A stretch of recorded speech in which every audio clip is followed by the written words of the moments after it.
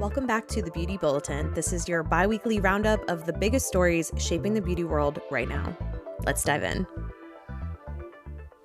Starting first with some industry news, we had another announcement from Estee Lauder about tapping a new executive in their leadership team. So if you listen to the Estee Lauder episode, you might remember that I talked about at the end of 2024 and beginning of 2025, there were a lot of shifts at the top at Estee Lauder.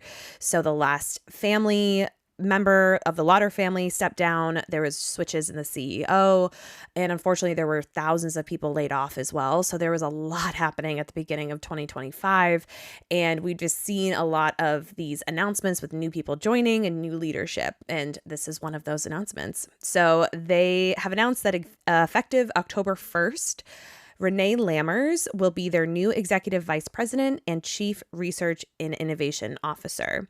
So he will be reporting directly to Stephanie De La Faveri, President and CEO, and Lammers will play a pivotal role in advancing the company's innovation strategy and scientific excellence on a global scale. So according to Global Cosmetic Industry, they are saying that Lammers will lead the Estee Lauder company, like I said, in the global research and innovation efforts, but will be specifically overseeing product and clinical innovation, regulatory strategy, and upstream technologies. So his mission will focus on elevating performance, quality, safety, and sustainability, not just across Estee Lauder, but across the company's portfolio, which you might remember is pretty much everyone. So that includes brands like MAC and Clinique and more. So Lammers is set to advance collaborations with academic and scientific institutions, as well as strategic partners in biotech and longevity science. So Lammers actually brings 30 years of experience into this role. Most recently, he served as the Executive Vice President and Chief Science Officer at PepsiCo, where he led a global R&D team of more than 3,000 people. And then before then, he held leadership roles at Unilever, where he developed technologies across personal care and home care categories. And his efforts also included establishing innovation hubs in both Europe and Asia.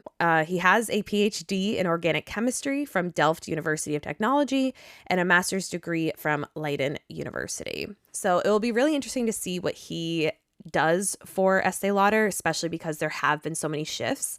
And I think that their goal is to try and create more quick to market products while still maintaining the quality that they're known for and the scientific breakthroughs that they're also known for.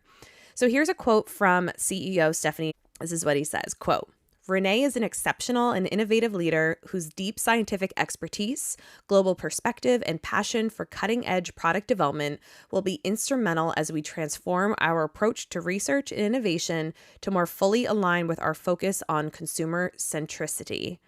Creating transformative innovation is integral to our strategic vision of Beauty Reimagined. And with Renee's leadership, we are elevating our capabilities to deliver even more breakthrough new products, as well as on-trend innovation more quickly across prestige price tiers. With this appointment, I am excited that my executive team is now complete and positioned to lead the company into its next chapter of growth and transformation." End quote. Also in some industry news, Coty, the major brand owner, has decided that they're going to double down on fragrance. So I mentioned this a few beauty bulletins ago, but fragrance is leading the beauty sales across the board. And in June of 2025, Coty realized that fragrance was accounting for 69% of their sales. So they're going to restructure their company to focus on the fragrance business. So to achieve this, the company is going to closely integrate its prestige beauty and mass fragrance division to leverage its scale in R&D, manufacturing, and distribution. And at the same time, part of this restructuring is they're going to also launch a strategic review of its consumer beauty division, which includes CoverGirl and Rimmel and its $400 million Brazil business. So this review is going to consider options like partnerships, divestitures, or spinoffs. So if you're not sure who Coty is, they are similar to like an Estee Lauder or a L'Oreal, where they own a lot of brands. So just some of the brands that they own are Sally Hansen, Vera Wang, Rimmel, Nautica, Max Factor, CoverGirl, like I said, Bourjois, Adidas. And that's just the consumer brand division. For prestige brands, they own Tiffany & Co., Burberry, Calvin Klein, Chloe, Gucci, Hugo Boss, Jill Sander, Kylie Cosmetics, Kylie Skin, Kylie Baby, Marc Jacobs, Philosophy. I mean, they're a big deal. So the fact that fragrance is doing the best for them, they're going to be focusing on that. And some of that restructuring might include a sale of CoverGirl and Rimmel. Here's a quote from the CEO of Coty, Sue Nabi. This next phase of our transformation is about clarity and focus. By more closely integrating all our fragrance and scenting brands, we unlock the full power of our scale.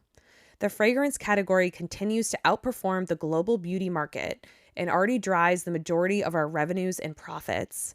Coty has a proven right to win at all price points of scenting from $5 to $500 and is already making strong headway in the exciting new $7 billion mist market. End quote. What is a mist market? Oh, they mean like the mist. Okay. I was like, what on earth? Okay. As I sit here staring at my Fleur body mist, there's an additional quote from the CEO, Sue. She says, quote, this new structure will also drive renewed momentum and sharper focus for consumer beauty, positioning it to compete more effectively in the evolving beauty landscape. We have asked Gordon Von Bretten, Coty board member and former chief transformation officer, to lead consumer beauty as president, reporting to me. Mr. Von Bretten will have end-to-end responsibility for delivering the full potential of our strong brands in the mass markets, mass skin, and personal care businesses.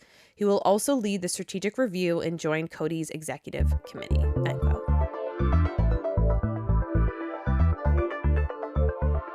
So moving on to launches and innovations, apparently Glossier and other beauty brands will soon be shoppable on ChatGPT directly following a new Shopify partnership.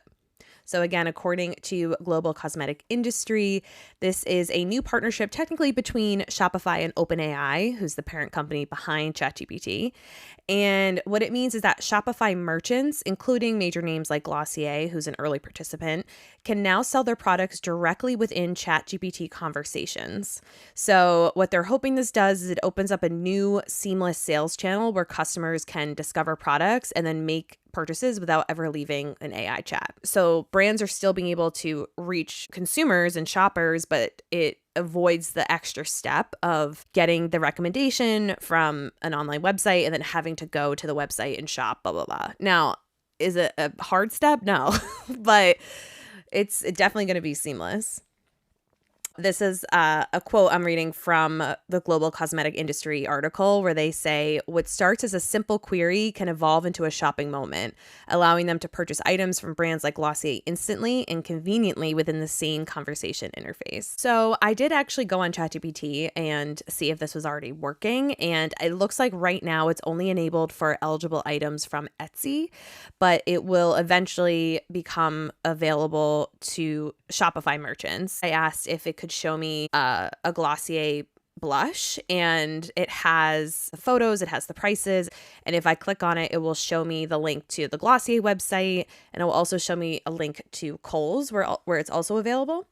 And it has a little bit that says why you might like this, what people are saying. It has some articles from Birdie and Glamour and Reddit and Sephora. So it has a lot of info all in here. I actually can totally see people using this. Even for that, have all these reviews and everything in one place. I wonder how much of an impact it will have in terms of sales, but we won't know that obviously for a little bit. But I think that is gonna change the way people shop for sure.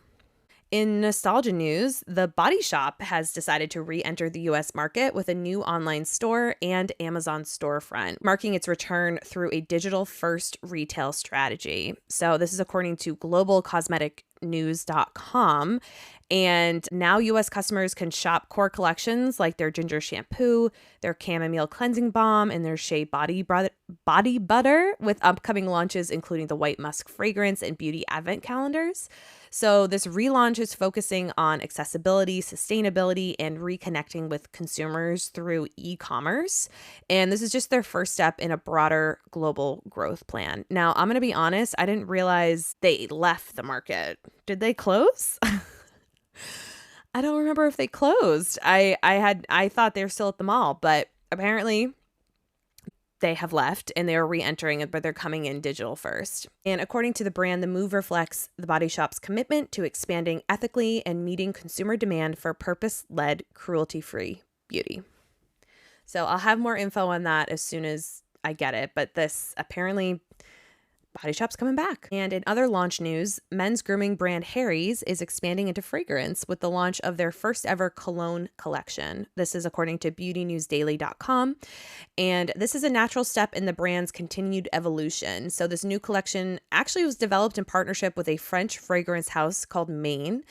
And it promises craftsmanship and considered design, delivering scents that feel elevated but still easy to wear. So each bottle is priced at $35, which continues Harry's commitment to keeping quality grooming accessible. The collection debuts with 3 scents. The first one is Moonrise. This is a smooth yet dynamic blend of saffron flower and ginger with iris, jasmine, and olbanium, finished with dry musk, cashmere, and tonka bean.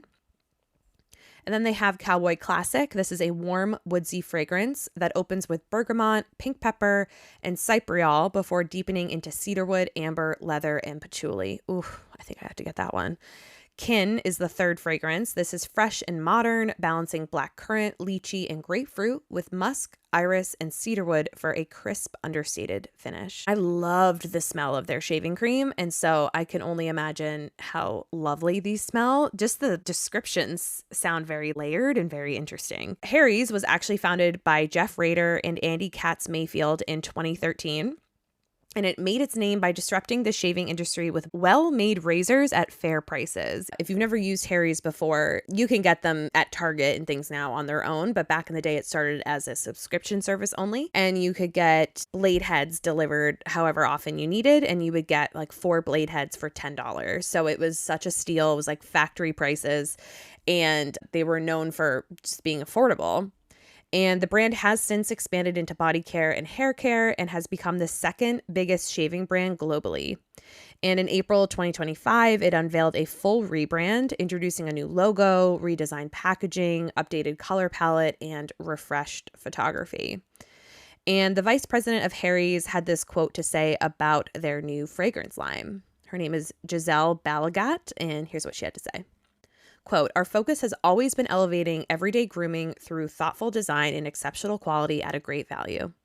Premium fragrances have long been a signature part of the care we bring to our body products, so launching a cologne line felt like a natural next step. We've obsessed over every detail, from the scent profiles to the packaging, and we're excited to introduce our first ever cologne collection to help guys smell as good as they feel." End quote. And also along that expansion topic, Wonderskin has introduced their first complexion product. So if you're not familiar with Wonderskin, they were founded in 2020 and they immediately captured global attention for its Wonder Blading All Day Lip Stain. So basically this was the lip stain that you would put on your lips and then you would peel it off and reveal the pigment underneath. Now, a few companies do this now, but I believe Wonderskin was one of the first, if not the first, but they basically became a very viral beauty brand for this one product.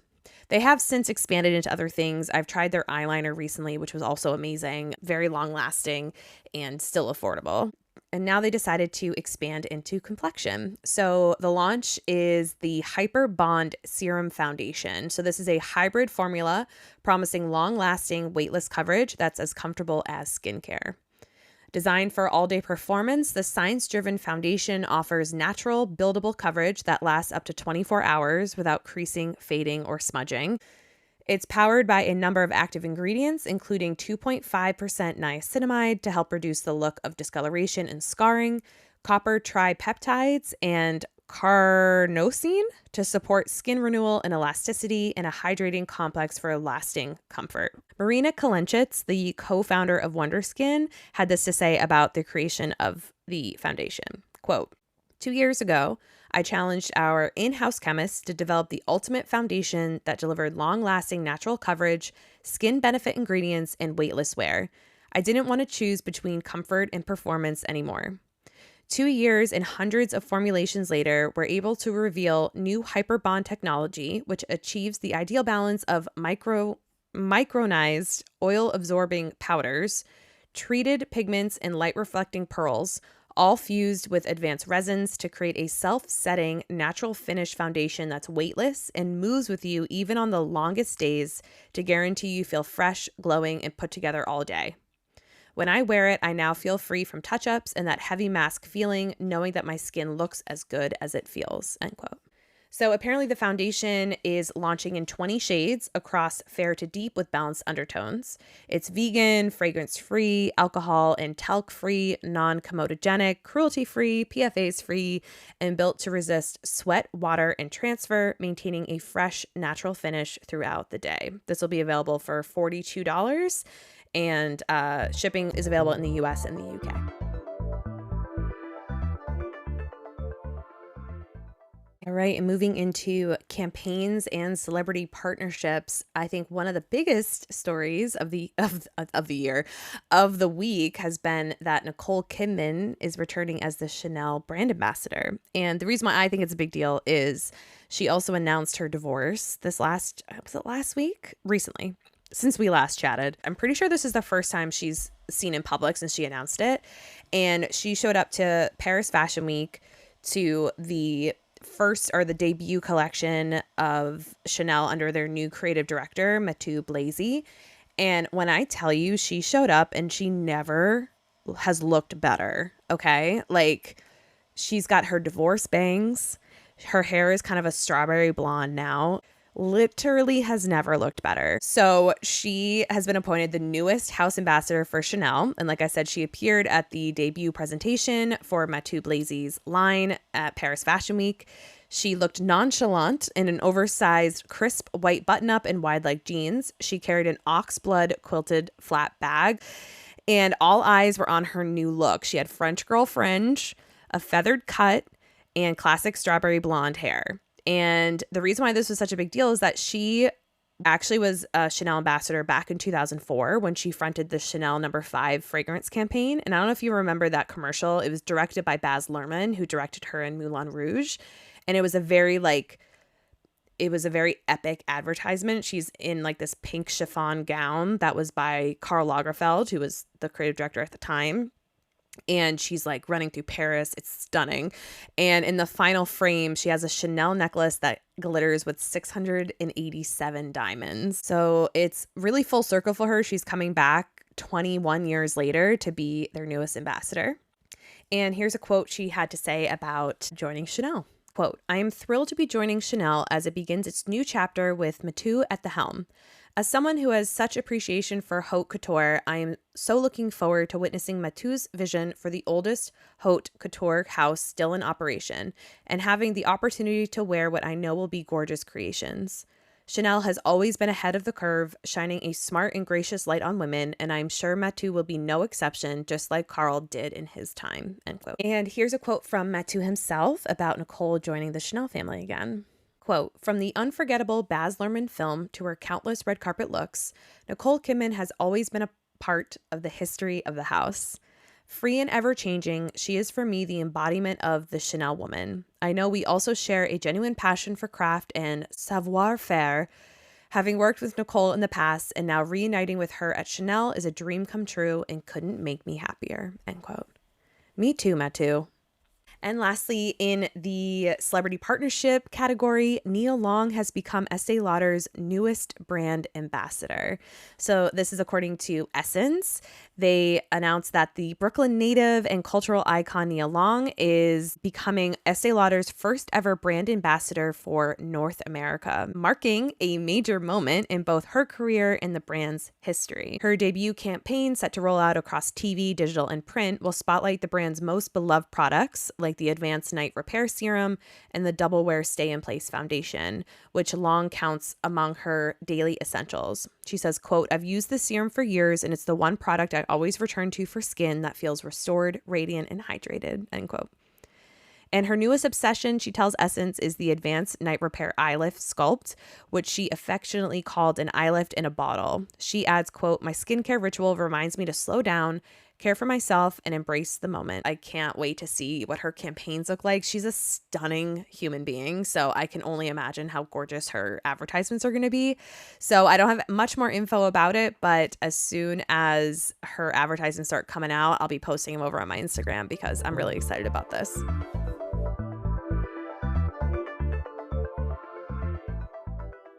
And the last story of the episode is actually going to be about a inaugural beauty and well-being report that was just released by Oriflame. So according to global cosmetic industry, emotional well-being is considered the new face of beauty.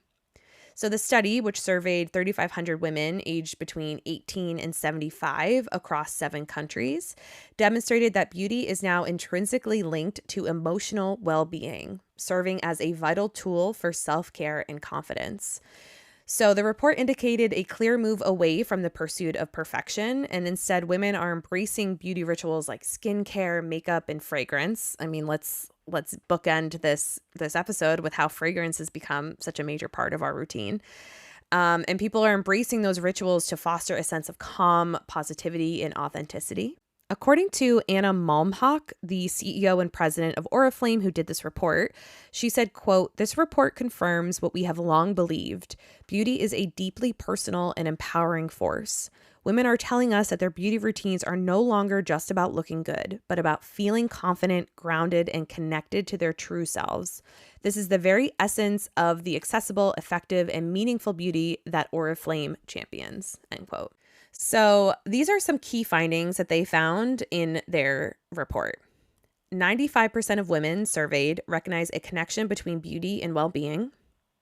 Personalized skincare and nutrition are the top health interests for 64% of women.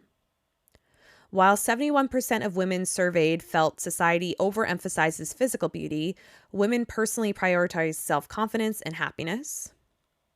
The top benefit of beauty is happiness, followed by feeling more positive, finding inner peace, and feeling mentally refreshed. Product effectiveness is the number one driver of well-being, with 56% of women surveyed stating that visible results in skincare provide the most significant benefit. And makeup is ranked as the number one beauty category for making consumers feel more attractive, while hair care and skincare are central to daily self-care rituals. And they also had some interesting breakdowns on different cultural insights depending on where people were from. So, for example, in Mexico, consumers report higher satisfaction with their overall well-being compared to the global average. In India, self-confidence is the primary descriptor of beauty, valued more than physical attributes. In China, product safety and education are paramount, with half of the women seeking content on safe ingredients. In the United Kingdom, longevity is a key concern, with 68% viewing it as the most important factor for a long, healthy life versus 55% globally. In Poland, it was a well-groomed and healthy appearance that remains a high priority for both society and individuals. In Nigeria, financial constraints are the biggest barrier to well-being, cited by 58% of women versus 38% globally. And in Turkey, 75% feel that society focuses on physical beauty, but only 41% of women are personally concerned with it. So this is a beauty and well-being report that was commissioned by Oriflame and was conducted by the independent research firm Toluna between November and December 2024. I think that it's really lovely that people are deciding that they want their beauty routine to make them feel good and to be a place of well-being and self-care, and not a necessity, not something that they're like, I have to do because everyone's telling me to. And for anyone who's into this, I hope that you do things because you enjoy it and not because you feel like you have to. So that's it. From Estee Lauder shakeups and a Chanel homecoming to the reintroduction of The Body Shop and the emotional well-being of beauty, that's your roundup of this week's top beauty stories. Stay tuned for the next Beauty Bulletin as we track the shifts shaping how we shop, wear, and experience beauty.